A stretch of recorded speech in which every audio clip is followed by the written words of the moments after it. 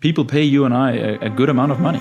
With that comes a very great responsibility because they will value your words and your advice incredibly high. So this means that if you guide people in a good direction, you can change people's lives, but you can also have the straight up opposite. You can also ruin people's lives. We're now seeing a big trend of sacrificing this all for the idea that we need to earn more money. On the one hand, we have look at me being a Lamborghini coach or guru. We had a lot of people that saw a great success, but it was like when you promise people and the only thing that they're there is go from 0 to 5K, it's like when they make 5K or more, they have nothing else to stick around for. I had one particular client, out of nowhere, I got a really message saying, hey, I'm stopping. And I was like, wait, what's going on? There was this whole straight up, basically legal conversation about it. And welcome people to episode 2 of Serve, Don't Sell. This is a podcast hosted by me and my good friend Vince here. And we are running it up with weekly episodes about info consulting, content, offers, lifetime value, everything relevant. If you are selling your knowledge, pack it in something digitally, and you're hopefully providing somewhat of value for people, then you probably come to the right place, because we discuss things that we're doing inside of our own businesses and the trends and shifts that we see in the market, so that you can hopefully learn a thing or two. And we try to make it a little bit tangible, and we like to go deep below the surface because we hate surface level content and getting debated. So that's the theme for the pod. What's good, Vince? How are you? I'm good, man. When you said when you're selling there was a pause. Yeah, no, I had to get this across. When you said you're selling there was a pause. And I, in my mind, was like, where's this going? No, but I'm good, man. Thanks for a beautiful, simple introduction, as I like to say. I had a little joke with Fred before we started recording, where it's like one episode, I'll do an introduction, and it's going to be a whole ass president's candidate speech, and then Fred's going to do a really simple intro in another one. But yeah, man, doing all good. And, I think it's a great way to start this way. It's today, the 2nd of September, and August just ended. So how about we do a little recap of our business, what's been going on in the past month. I think that's always fun to touch base on. And then as we continue this podcast, head into what the next steps are. So I'll let you start off, man. Yeah, that sounds good. I had to call out Vince because he didn't know his numbers on top of his head. On, he had to crunch them, Always know your numbers, people. That's important. Very true. No, but it's all good. It's the 2nd. Like, it's okay to crunch your August numbers in the first week of Sep. I'm fine with that. I was busy. But yeah, let's run it. True. I think one of the best reflection exercises is really to look at the previous month and what you did, where you moved the needle forward, where you lagged, the tasks that you have in your task manager that maybe didn't get completed. Why didn't you complete them? What did you prioritize over those? And of course, also looking at your revenue and your cash and your cost, just to reflect in terms of am my business heading the way that I want it to? Very well said. Because typically if you have a month that is bad or out of order, or you feel like there's something not aligning, then then you need to fix it. Because if not, then it's like a ship steering away from its direction, and knowing your numbers and knowing where you're going, pretty key. You're also getting met with that inner feeling of oh no, I think I did well or I did wrong. Yeah. And I think it's a really good thing to start off with, because actually for the majority of building this up, I hadn't actually been consistently tracking as I am now. This is not to say that you are not a good mentor here. That's fully on me, by the way. That's just my own lack of, I guess you could say, accountability here. But one of the things that I am starting to do now as well, and I think this also comes with growing your business, is every end of month, I'm preparing the post now, and I'm going to do a proper reflection. I see you always do it. I think it's fun to do that for 2 reasons. A, accountability, but B, you can actually show that journey with people. And a lot of people really look forward to also seeing others grow. So let's start off with numbers, man. How about you? Where have you been at? And I think also cool to see how your community and everyone else inside it is growing too. I think that's something I want to touch on too. Yeah, it's nice. I think August was a good month for me. I think it was a lot higher than I expected it to be, because again, that I was not bringing on in any new clients when I entered the month, because I was kind of full capacity. Then unfortunately I had one client who I had to refund. It was the only bad client that I've worked with for the past year, and it kind of gave me some PTSD back to my previous coaching business that was a lot more volume based, when we were doing 200 grand a month, where of course with a lot more volume and guaranteed offers and some more fast paced marketing, you get more refund cases and people not being too sure about their investment or whatsoever. Fortunately, I've always taken a lot of pride in handling these situations incredibly well, and I never want to fuck people over. Not because I feel like I fuck people over, but legally or these kind of things. So that's why We're three and a half years into business here without a single bad review, and that's more important than a few $1,000s. But did a refund, and then also a client had to pause due to sickness in their family. So I don't want to drag people through something that they're not mentally ready for. Like that would be very bad for me and my client results and client relationships, and also terrible for them when they're dealing with something that serious. So I had 2 spots open up out of the blue, which was, I think that's just how it is. But I DM'd 2 people on my waitlist, and both of them were ready to go, which was nice. And then I actually got a referral as well from one of my clients. Nice. And that case was just too good for me not to bring it on because of the numbers that case was doing, and it was kind of like right on for me. So very that nice. Meant that I had, of course, some new revenue, new contracted, 3 new people enter the system. And I also renewed 3 people, including you, Vince. So I ended up at so I ended up at 67K in cash and like nice. 87K in revenue, and then 6K in cost. Costs were a lot higher than I expected, again, because of 4.7K of them was a refund. And that's interesting because that's actually a refund. That's not actually, technically it's not a cost if you consider it from a normal balance. Now you're doing the same math as my girlfriend here. When she buys something online, gets it back, returns it, and then feel like she made money. You know? And she's like, but I got like $100 back today. Wow. I have a really funny story about this because remember where is it? It's not here. The glorious iPad that I got. I actually got 2 models, but I wasn't happy with the other one, so I returned it. And there was a problem with the the refund took time. So I actually got the money last month, and I was like, nice. An extra 1K on this shit. Now I'm just messing around. Throw it into the business tracker of like 1K payment. Your business is healthy, my friend. Good stuff. Yeah, I think it's very I think it's cool to have 90% profit margins, and it is obviously incredibly healthy, not taking any sales calls, only working with clients, working on program, making 67 grand, extremely peaceful, and like 60K onto like my personal savings account. It is like generational moves here. Like if we consider a 1, 2, 3 year timeline here, if you take care of your money like I do. So it's very cool, but at the same time, it's also like, it's too healthy.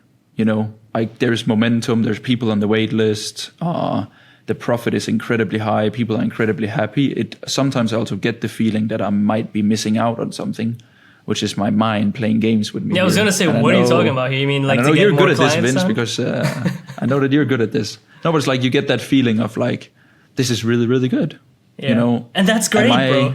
Yeah, that's how it should be. Am I silly? Am I silly for not maximizing and pushing this harder? You know, because what if it goes away?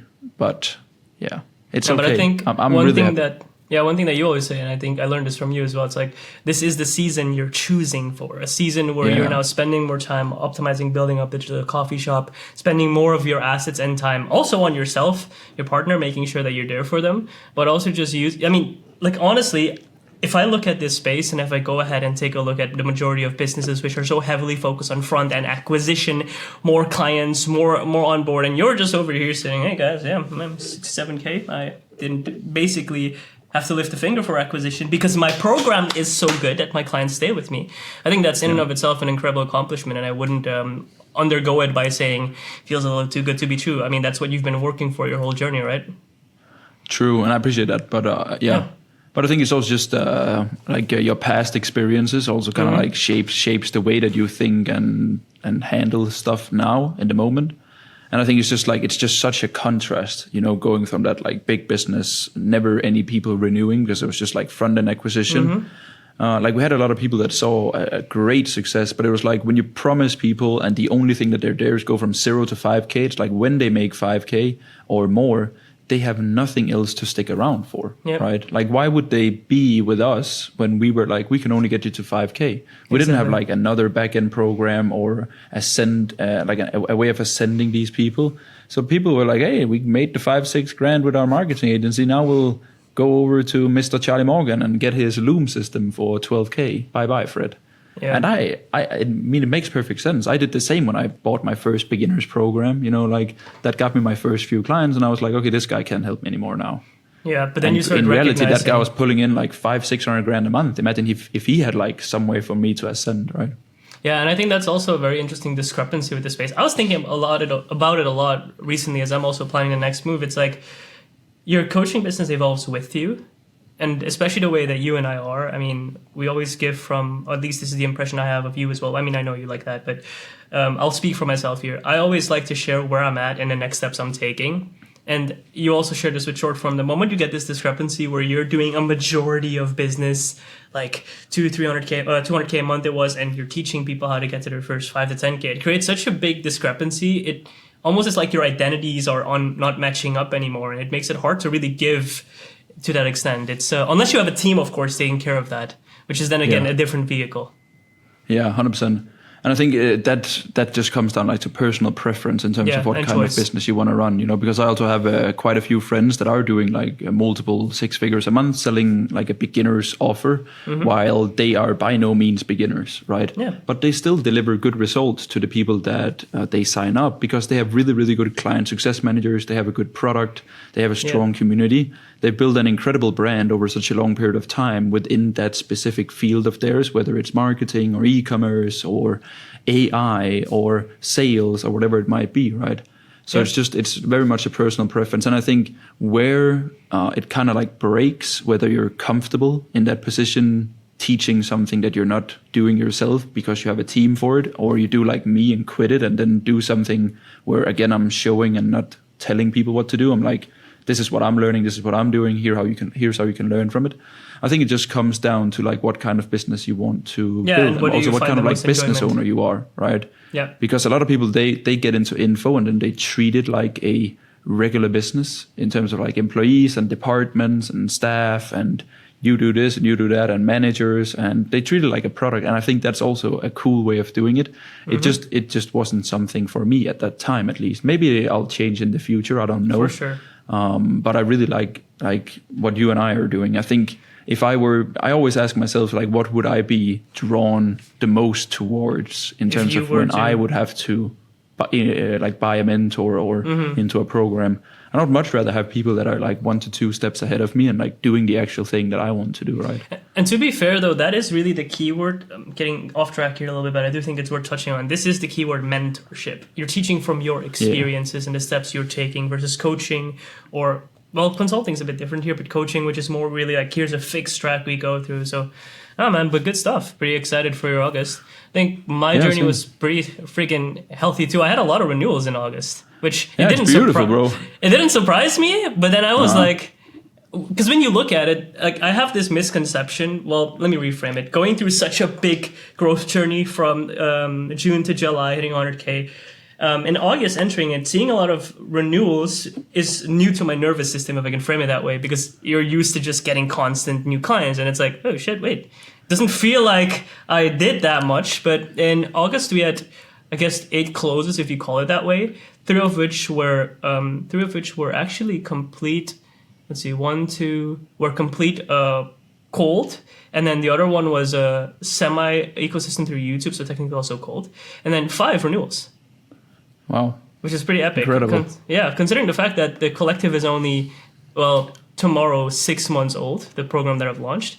In total cash, now we're up at 420K in collected cash for everyone inside, which is a really good number. Yeah, reflecting on it, I was like, damn, in August we did 120K collected overall. My numbers were 107 total rev and 70.5K cash, which I actually chose August, we spoke about it as well. I chose August to not be another one of those big mountain, maximization runs, because the conclusion that I came to towards the middle of August, as I started working with Nero and as we started talking about it too, it's like, I have to be very intentional with how I grow now. I could either overload myself and constantly focus on growth, more clients up front, more cash up front, more time in the DMs, more time crushing for a number because I want to hit a number, or what's more important to me, and I'm glad that I got that realization and made that shift, it's the clients that I'm serving, seeing them win, either creating better resources for them, or what I'm also now spending time on actually making better YouTube resources, for example, so that people like yourself, like this, like the podcast here, so others can fully understand, get more educated, and just I guess you could frame it as bringing more value to the overall market. So August was a pretty cool month. It was my dad's birthday too, and it was such a nice feeling to be able to show him what I've built and to hear the man say, "I'm proud of you." That was a great feeling. Yeah, August. That's the highlight of August. Then I think we'll pinpoint that one. It is actually the highlight of the month. Then it's funny, right? Because like when you're spending time with your family, like all the numbers, all the cool stuff you're doing just gets thrown aside, and it's like, hey, you're my son, and that doesn't mean that it's not a great achievement. But to see the joy of your parents, the people you love, straight up going, you did it, keep it up, and that was awesome. So yeah, it's nice. I've also realized that deep, like my family couldn't care less. Yeah, like they're really proud of me in a sense of like I'm doing something that I like, but like the amount of money that I make, they couldn't give a flying fuck, you know? Like I remember like being at my grandparents and I was like telling them all about like, it was like a year ago or something about like it was like 1.5 years ago because it was like when short form society were at its peak, you know, and I would tell them that we're so many people on the team. I remember this story. You told it once. Yeah, and we just went on team vacation and all of these things, right? And when we were hosting that mastermind, I missed my grandparents. I think it's called like what is it called in Danish? Like guldbryllup. Yeah, I know. It's like when you're celebrating. No, diamantbryllup. Sorry. Fuck. I hope my grandma doesn't watch this. But. It's like celebrating 60 years of marriage, you know. Oh, it's 60 years? Yeah, bro, 60 years. They got married when they were 20, and then they turned 81 this summer. So it was last year, right? So it was 60 years. And I missed that shit because I was on mastermind and team vacation, and but I paid for the whole thing, right? That's beautiful. I haven't really talked about it. That's beautiful, man. It's amazing that you could do that. Congrats. Yeah, it's nice, very nice. But you couldn't even be there to celebrate it with them, which I can imagine at the end it was like... Yeah, and then I came home and like they showed me pictures from the party and I talked a lot about my business and that kind of stuff. And then my grandma was just like, cool, but when are you coming home? Yeah. You know, couldn't care less about the team and the money that we were making. And yada, yada. It's just, but when are you coming home, Fred? Hello, we miss you. So that puts stuff into perspective, right? It really does. Because you get so caught up in your own world to what you believe is important to you. Because like when you get into online business, like your whole feed and your whole For You page on YouTube and your circle of people will just be way more business and money driven.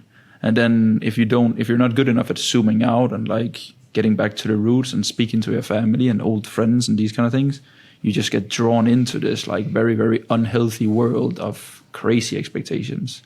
Which is a bit of a paradox because it's also what exposes you to what is possible and taking those like quantum leaps inside of your personal life and business. But I think it's also pretty unhealthy for most people that don't have, for example, me, a very strong relationship with my family that allows me to like be zoomed out. Yeah, I was going to say just normal Fred, you know. Because like maybe that's actually a cool core topic to speak of today. Before we go deeper into that, thanks for sharing that. By the way, I never heard that, or you never shared that, and it's really awesome that you were able to do that for your family too. And one of the things that I also look forward to is, am I saying this live? I'm saying this live. My mom's gonna listen to this. Shout out, Mom. It's I cannot wait. I'm not sure how I'm gonna do this, but my parents have taken care of me, my sister, their whole life. I don't know what to give them because it's like, and I know it's not about giving materialistically because they couldn't care. I got my mom this small, really cute watch that I know she loved, and she was like, "Oh my God, this is the first thing that you've really gotten me since your journey and everything." She was so happy about it. But I hope that I can also do something that's really meaningful to them. And this is the key word here: meaningful to them. I think a lot of the times when you go on this journey, you start making money, you focus on this, I got all the, the power, that feeling of it. And it's like the real thing that the people who love you want isn't a material possession to celebrate you by. It's your time and your love and presence. And I'm also looking forward to that moment. So yeah, it's awesome to see that you did that, man. Yeah, good. It's the best money you'll ever spend, bro. And I think it also, I also do it for some selfish reasons because I know that it pushes me to do better because they get the perceived version of me. They get to see you as that reality. Exactly, like where I can do those things because my business enables me to. But I don't like sharing it online because I think I don't like the videos where it's like giving my dad like this car or whatever. It's revealing like the number I did, yeah, or giving like my dad recording yeah. it. Yeah, I really respect the action. Like I think it's the coolest thing ever, man. It's like, don't get me wrong, but I would feel just like I feel like I would like downgrade or Sell degrade out. my yeah, or like just like put my family in a position where it's like, oh, they can't take care of themselves or whatever. I think like just a good tip is just like always give people something where it's not like you give them money, just like cash, but it's like you pay for experiences and a vacation or like these kind of things. Like people really, really resonate with that because then it also becomes a core memory that you like share together, which is like amazing. Yeah, I think another way to look at this is if you consider your brand, mine as well. Like in our entire journeys on stories and what we share, you might not see me gifting my dad a watch or doing these things, but what you will see is me simply saying, "I love you, Dad." Yeah. And that's the care. Also better. But that's my point. It's like if you are already showcasing so much love to people who you care for as an extension of your brand, showing that the growth and the numbers you've done don't change the fact that you get to say out loud you love your mom or you're a mama's boy, because I swear I'm a mama's boy, and don't get me wrong, I really am. I will straight up give my mom a hug and say I love you, Mom, missed you, and then we'll start a little argument and then we'll beef for a second and then we'll say I love you too, because my mom's a talker like me too. But the point is, if you can just express that love for them without feeling this need of guilt because you didn't show up to overcompensate with a thing or needing to show it to the world in this, I guess you could say, way of this big materialistic thing, but simply you can show it every day or whenever you want, then it actually does the same thing. Yeah. That's my perception on it. Yeah, I think that's a good one. Yeah. I like that. Yeah. I think just encourage, I would just love to encourage people to just spend more time with their family. Yeah. One of the things I also started recognizing, I think that's something we can touch on too, is aside from the great numbers this August, I also had a few of those headache moments. You remember me and DMs getting down bad, bro. Yeah, it's funny because when you made your video on your daily uploads channel, I straight up took a moment to voice note you and said, Fred, are you okay, bro? You look like you're down bad. I just want to remind you, you changed my life. You helped me a lot. But I also had a moment like this, and this was unprecedented. Like, you know, when you're having client experiences where it's kind of like, hey, okay, this is kind of looking like a headache case or it's not ideal. I had one particular client, name obviously not mentioned, where out of nowhere I got a really message saying, hey, yeah, I'm stopping. And I was like, wait, what's going on? What's been happening? There wasn't really a reason for it in and of itself. And there wasn't really is it a precedent? Is that it? Or a circumstance that I could really justify? They were aware this is a 4-month journey with me. So I tried to ask, hey, what's going on? No real answer. So I was like, hey, look, this is a 4-month track. I am going to bill you for that. And there was this whole straight up, basically legal conversation about it. And at the end of the day, it also kind of struck me pretty in a wrong way. I can frame it that way. It's like, it struck me pretty tough because I was like, fuck, did I fail? Did I have a shortcoming? Wasn't I able to, how do I frame it, deliver on what I promised? And that wasn't the situation. They just felt like, I want to do something else. And it's a really challenging one, right? Because on the one hand, you can go ahead and look back at, and this is really what happened to me. I went back, I was like, shit, did I force too much in August? Did I try to grow too fast? That's the one line of thought. Another line of thought then that came with it is, wasn't I good enough? Did I fail? Another line of thought is, straight up the anger thought of, fuck you just wanna get a baseball bat, you mother. But the only conclusion I came to is, and if I really think about it and zoom out like we talked about here, it's like, hey, why am I doing this?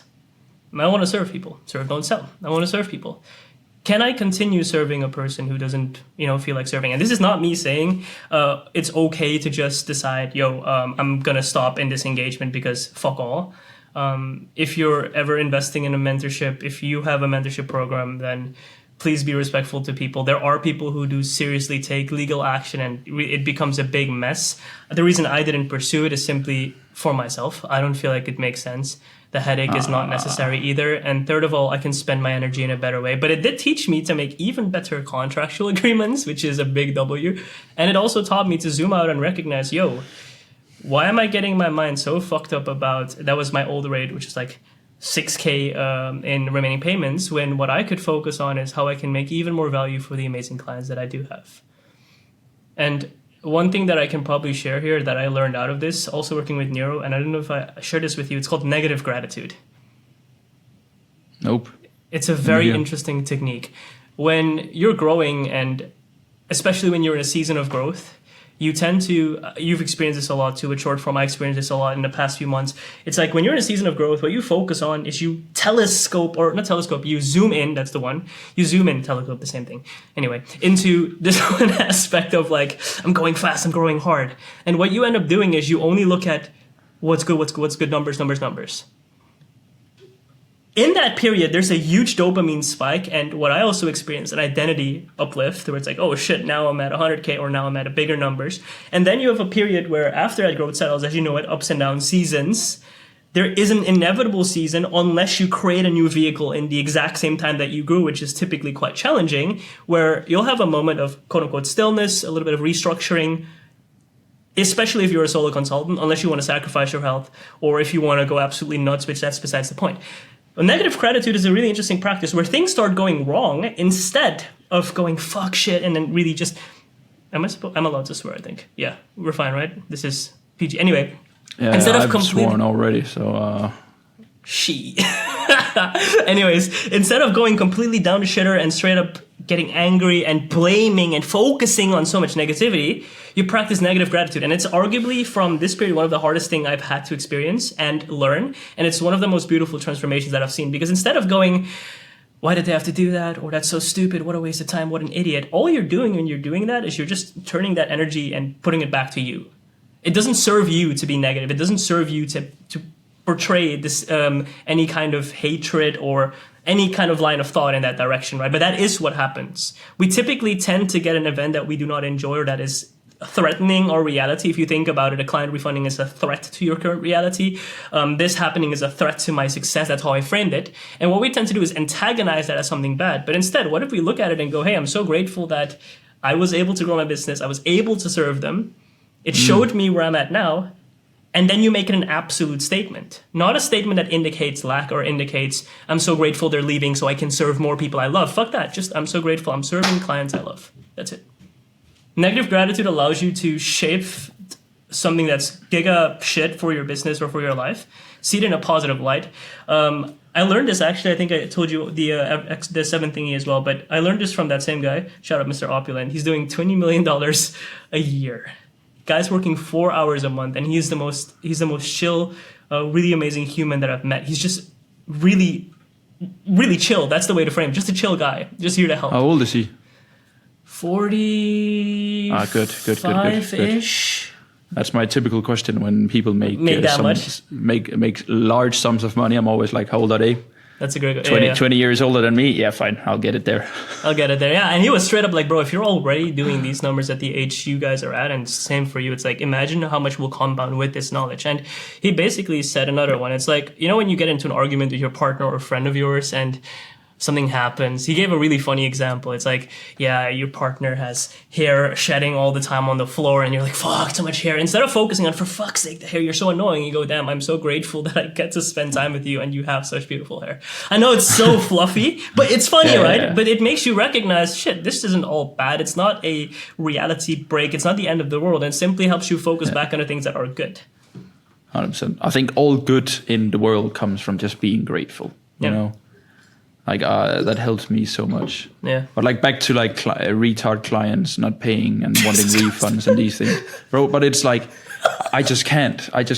You know, I spend so much time and energy and effort on these people, and I spend so much time before the partnership saying, "Yo, this is what you can expect. Yeah, this is what I deliver. This is what I've done. I'm not gonna promise you any fucking thing because I'm a consultant.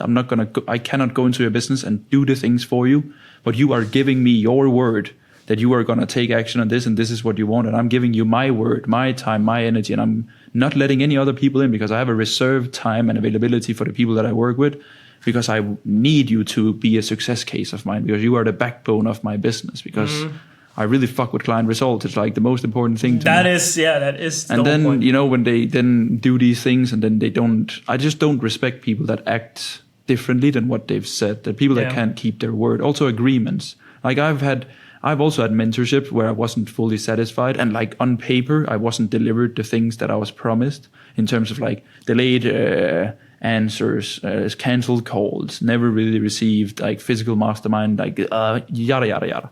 But I always paid, man. because I'm a person who pays, and I'm a person that keeps my agreements. Fuck it, And it's just when that's such a large and it's such an important thing to me, then it hurts me 10x when someone breaks that to me, especially when I've spent a lot of time on setting the expectations, because I'll always be the first one to call out bullshit, but I'll always be the first one to admit if there was something that I could have done better or didn't do properly. That's very well said. And I think it's also like, in a way, what this made me recognize, because like there are a lot of signs you can look for when it comes to an ungood client or potential problems. There's signs, but also you can't control for it. You can't set for it. Like, it's like, how could you expect someone who's like, on your onboarding, number one fan of your content, ready to move, get started, and it's straight up like, the fuck? What do you mean? Yeah. That's the thing, right? It's like, it's a business built on words. Like, they tell you that they have the resources or the time and they want to do these things and yada yada, and then it just doesn't happen. I know that like you can get pressured financially and like stuff can come up and all of these things, but I just wish that instead of people constantly getting back into like defense zone and like pulling the brake and like I want a refund or I want to pause, it's like have a conversation with me. I'm a human being too.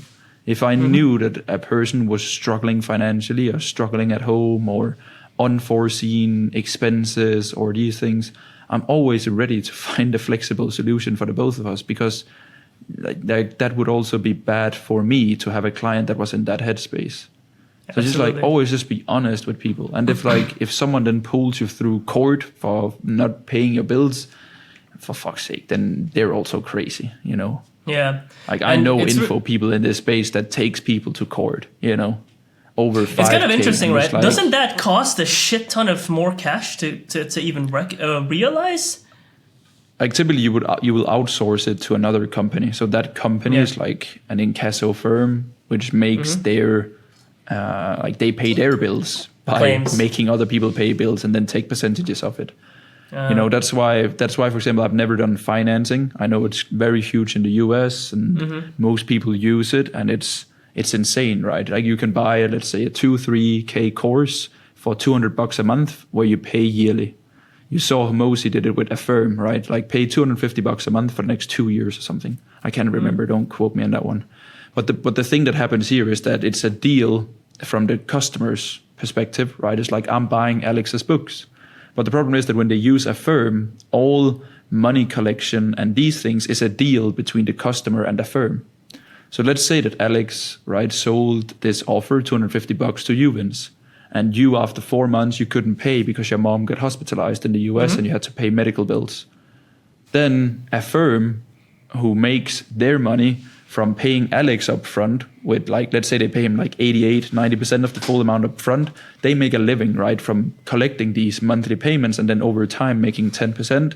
And then let's say that everyone used Affirm on just Homosi's event, they make $10 million, right, over the next 2 years from just collecting payments because they pay Alex 88-90% up front. So this means that if you, Vince, bro, can't pay your bills now because your mom got hospitalized, then Affirm will just fucking run you over and ruin you. It's really right. And then they will be like, Homosi, what the fuck are you doing? You made $100 million in a weekend, and now you're taking my 5K here that I was supposed to help out my mom with her bills. But like, that's by the way, this isn't actually Homosi. This is an example. No. It's an example. It's an example. That you went really deep there, bro. Pulled out the emotional strings, spoke up.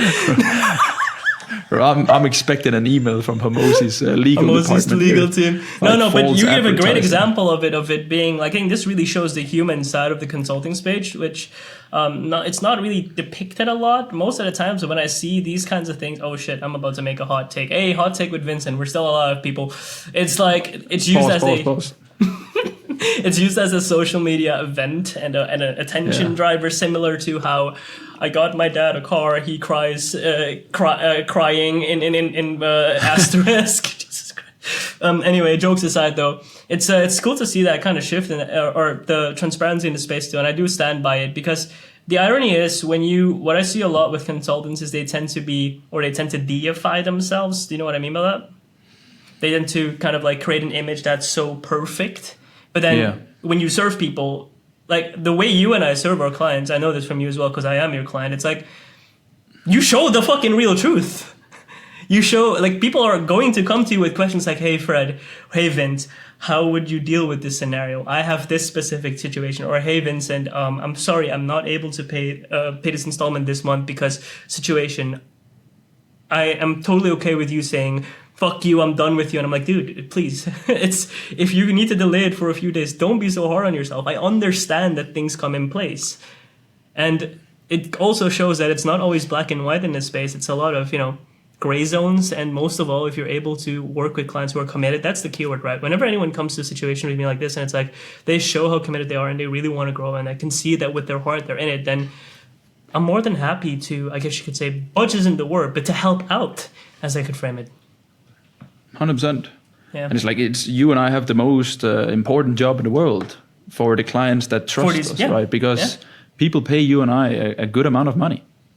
And they're like, with that comes a very great responsibility because they will value your words and your advice incredibly high because you are their mentor, right? So this means that if you guide people in a good direction, you can change people's lives. You can change the world, like one person at a time, right? Who then learns a very positive skill set and a great way of working with people and the right intentions, and then trickles they change that down the world, to so and many then trickles, others. right? Yeah. Like, it's cool for me to see that, for example, you serve your clients so well that they've done so much money in deals, and I also know that they do it in a proper way, right?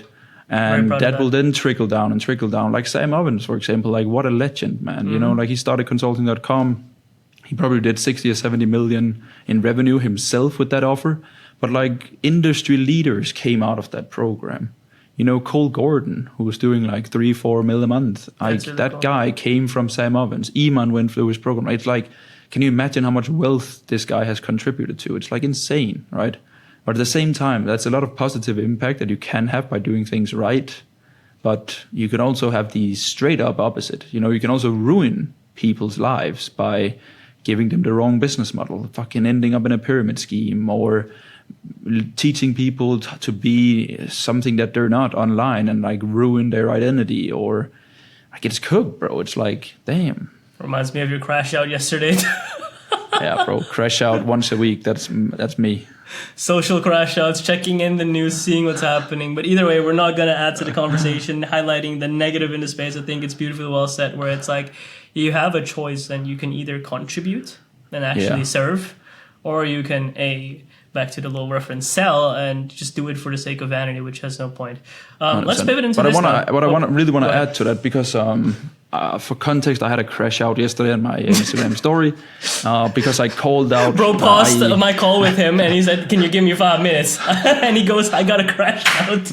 I need to write this storyline. No, in Denmark, for context, there is a few very large creators. So people with personal brands that are YouTubers or whatever you want to call it, with very large audiences that are mainly kids that are promoting gambling, right? So like they make their money from affiliate, which means that they get paid for every person that signs up to the gambling site through their affiliate code. And then not only that, they also get a percentage of what the person loses. So like the more money they make, the more money their audience has lost, right? It's like the opposite of what you want. I straight up called the people out on my story. I tagged them in my story. I screenshotted their profiles. I didn't realize you tagged them. 100%, straight up. Like every choice you make in life has consequences, And like 1 year ago, I would never have done this, because I would be like, I don't want to be involved in drama. I don't want to share this because maybe it will hurt my business that I speak my truth and what I believe to be right. But like yesterday, bro, I think I've received 150 messages. That's crazy. From people just saying, huge respect for speaking about this topic, or I followed that guy and started gambling, and now I'm like in Refunds. That's what it's called in Denmark. If you basically lock yourself up and you can't gamble. So like, you put like you sign up to a website where you can't log into gambling related sites. It's like, it fucking ruins people's lives, and I think that realized that if I can just, the more that I am myself and the more that I speak what I believe to be true and And the more that I just share the things that I also care about outside of business, well, the more relatable and the more like attracted. Human. Yeah, like I also get better clients from this because I share things that isn't funnels or lifetime value or offer creation or ads, you know. Yeah. So I think that there's something very, very powerful and beautiful in just like speaking your mind, speaking your truth, because it makes you so much more relatable. The fact that you tell people what you love, but you also tell people what you absolutely hate. Mm-hmm. And I think a beautiful part of that, and I think that was also the pivot that I was going to make into naturally, which is if you really look at it for what it is, and this goes back to what we talked about in our last podcast, the idea of the 4 yeses or 3 yeses, outcome, method, you. And when you really look at it, the outcome is already known in this space. You know, you can work with me for a similar outcome. You could work with Fred. You could work with Charlie Morgan. You could work with, I don't know, Iman's private one-on-one. I don't know if even it does that. You can work with anyone to get an outcome. But the question that I think we're now also starting to see in the space, and this comes together with the sophistication of it, is each outcome has a certain consequence. And that consequence isn't necessarily seen in only numbers, because people used to quantify, or I used to quantify, let me speak for myself here, the consequence being a lower profit margin. That's not the real consequence. The consequence is, as you also framed it, not being able to spend time with the people you love. The consequence is looking at yourself and going, fuck, what am I doing? Who am I? The consequence could be losing everything you actually care for because all you wanted was something you never had. And a lot of deeper shit. And what I've ended up concluding and seeing also in my own eyes, same as you, it's the outcome's the same for everyone, being they want the number. Yeah. That's the one outcome, the financial, but then the emotional, the personal, the life story is where it all becomes a little bit vague. And I mean, if you told me that it meant for me to hit 100K, I'd have to employ 32 people, have 10K in profit, I'd say, fuck you, I'm not doing that. That's the reason that I built my business this way, right? If it meant I have to permanently force a guarantee down someone's throat method, I'd be like, no, thank you. I don't have to do that. I don't want to do that. I'd rather be stuck at 10K forever, which I don't know if I'd actually... Well, obviously, I didn't do that because I found a different way to make it work. Shout out, Fred. Otherwise, I would be straight up frustrated. But you know what I'm saying? Yeah. And this is where the you factor is so important because, well, people work with people. And I think this also goes to show a different light of the market, which is, well, what we see a lot is the polarization I talk about a lot in my content too. It's like on the one hand, we have the, oh, look at me being a Lamborghini coach or guru. And it's like, oh, wow, you're so sexy in your car paying them bitches to walk around you. No shame to the ladies, by the way. It's the Lamborghini coach over here. And a little bit of shame. Come on. Okay, yeah, true. But I'm like, hey, yo, they gotta live work. They gotta earn their livelihood to an extent. I ain't gonna get in the way of that. This is a different debate. We're not getting into that. But yes, fair. I'm not gonna get myself painted on the internet for making those antics. Clip it. Send it to me. I'll share my story. God. Anyway, it's doomed. Anyway, the point is, there's this over what do you call it? The word isn't necessarily over sexualization, but it's this over sweetening, like what do you call it? Making it delicious. This idea of needing to have this crazy cool car or watch or this or that. And hey, look, I am wearing a Rolex, and mind you, I could take it off easily just for the sake of proving my point. But I enjoy this for, well, you know, whoop, by the way, I got one over here. That was just it's a very subtle. That was just to show the tricep. Hey, it was a whoop up here as well. No, but the point is that there's no point in, or there's not no point, but there's this part of the market that really makes it super romantic and sexy to have this power and wealth. And what we end up seeing is that, especially like you talked about, zooming out, having these important key pillars in your life, like family, a good partner, good friends, that make you recognize what it actually means to be human. We're now seeing a big trend of sacrificing this all for the idea that we need to earn more money.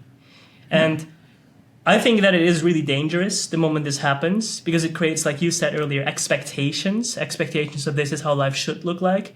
It needs to mean that I need to be, the only way I'm a powerful guy or I can feel good about myself is if I, what do you call it? A Wolf of Wall Street. Jordan Belfort, there we go. Making money the whole time. Legend. Being true. Being surrounded by all these people, being worshipped for this and that, when I think this is also a question I had to ask myself early on in the journey, very early. I referred to it also in the podcast with you on your channel, the interview where it was December of 2024. That was one of those moments I had, and I know you had it with your grandparents as well, where it's like, my parents couldn't even recognize me.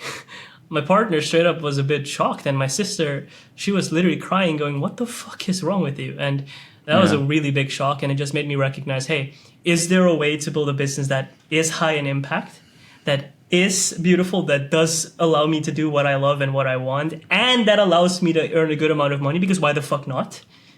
Well, hey, we're sitting here in front of you all, and the answer is definitely yes. And I think if you have that question, I'm not going to force you to ask that to yourself for the sake of necessarily go work with Vince or Fred. I don't care if anyone works with us after this, because the point of this podcast literally is to serve, don't sell. It's just to share these ideas out loud.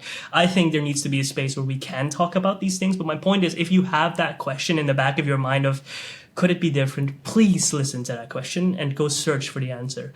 You'll find a lot of resources that both Fred and I have available on our channels where we do dive deeper into this, but it's not necessarily, again, for the sake of a customer journey. It's just for the sake that it is possible. And unless you know that it is, you might be misled continuously, and it might be at an expense at the long term, which isn't necessarily the fact that you'll have a nice home, you'll have an empty one. And I can't speak 10 years from now because I haven't been there.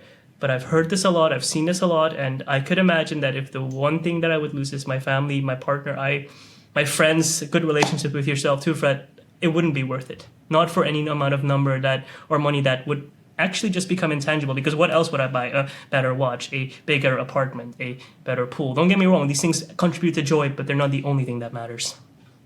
Straight facts.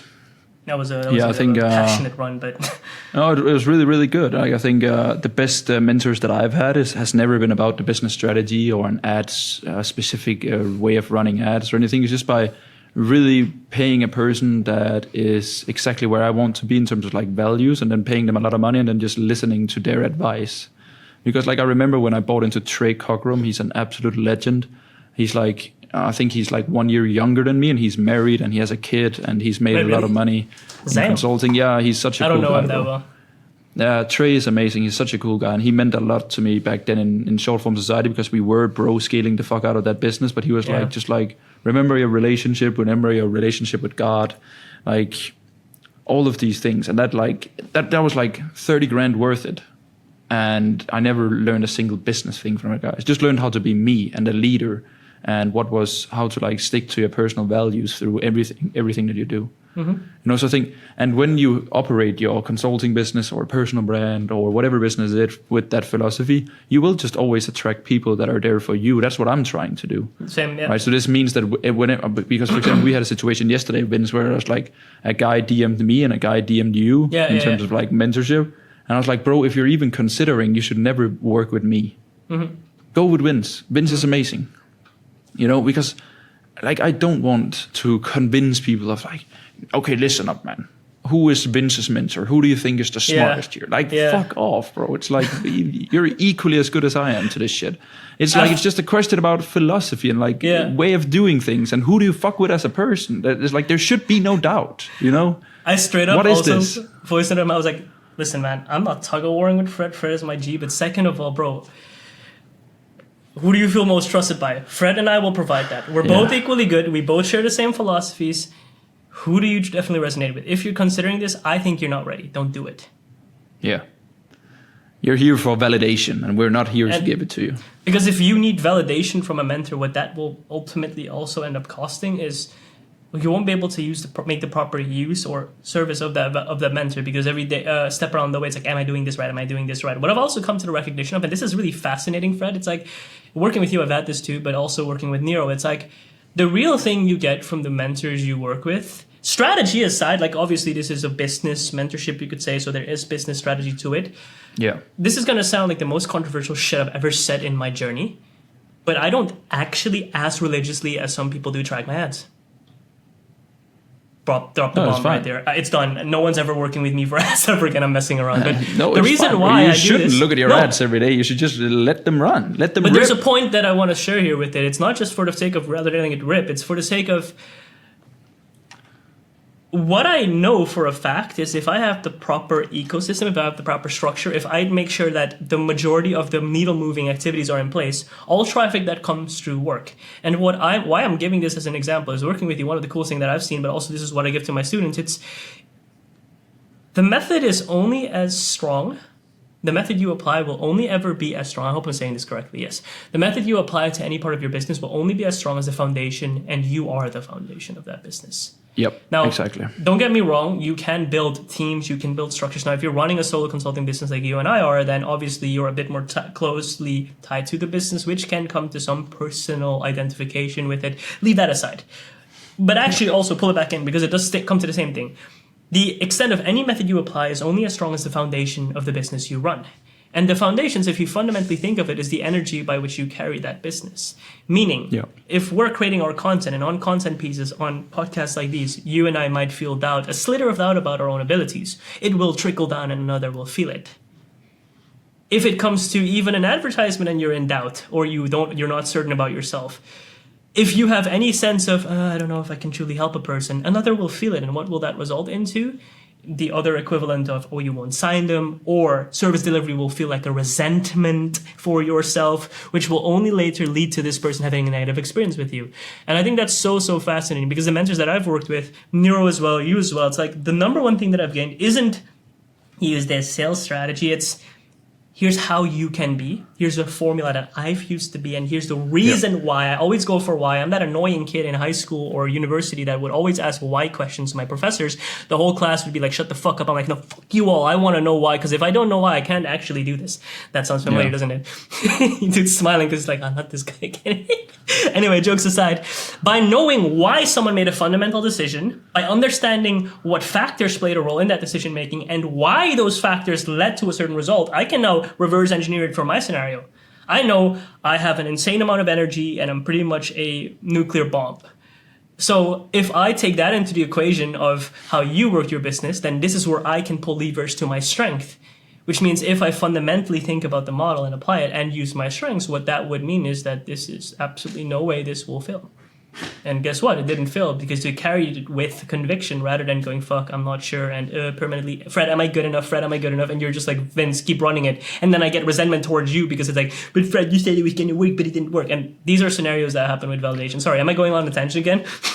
No, it's really good. Like, I think it is the most beautiful thing about selling business consulting and business mentorship. And like, because like, obviously the majority of what I communicate front end is like business strategy, ecosystem, profit, sales assets, one core product, multiple offers. Customer journeys, in terms of like the digital coffee shop, all of that, right? Because it's a lot easier for people to understand it. There's more logic behind it in terms of like, I'm paying this guy X amount of money and he will teach me how to fix my bottlenecks, work with me in my business, external business partner to grow my business. So it makes sense.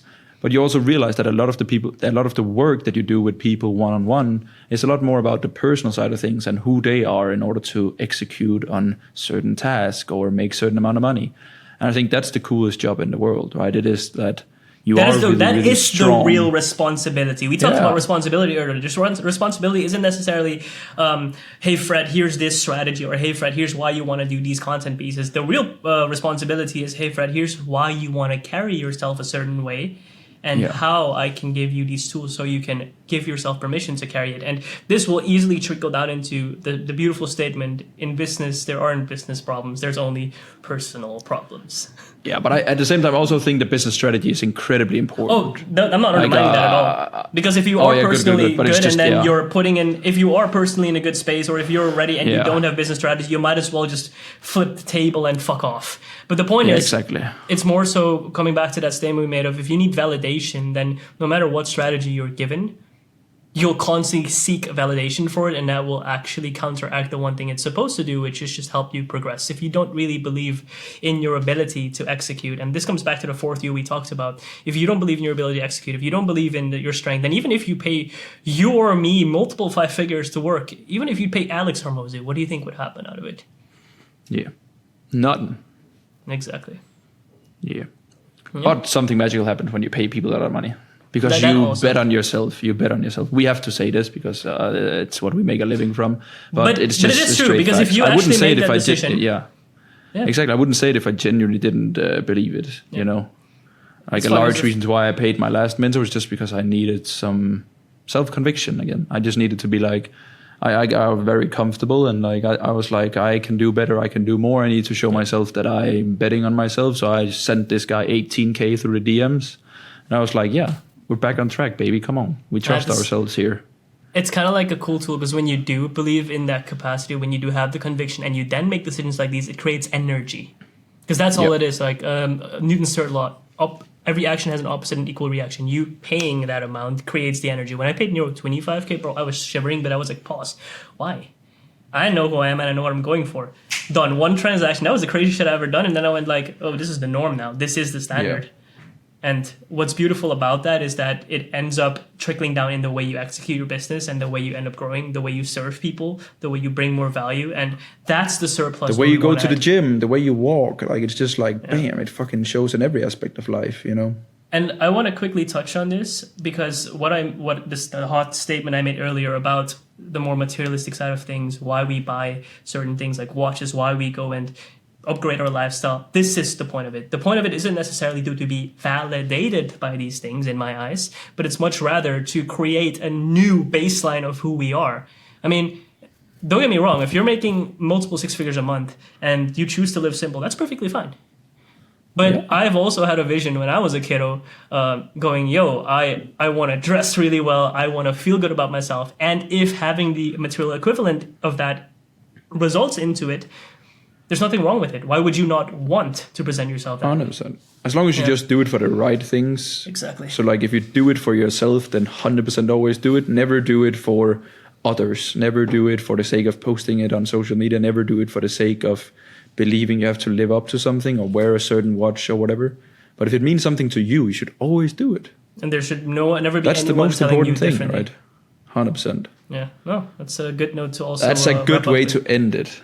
Serve, don't sell people. Do it for your heart. Do it for the right people. Serve yourself first so you can serve others. That's also a really good one. Yeah. Awesome I'll write stuff. that down. Oh. Good stuff, Vince. Me too. What are you doing for the rest of the day? Well.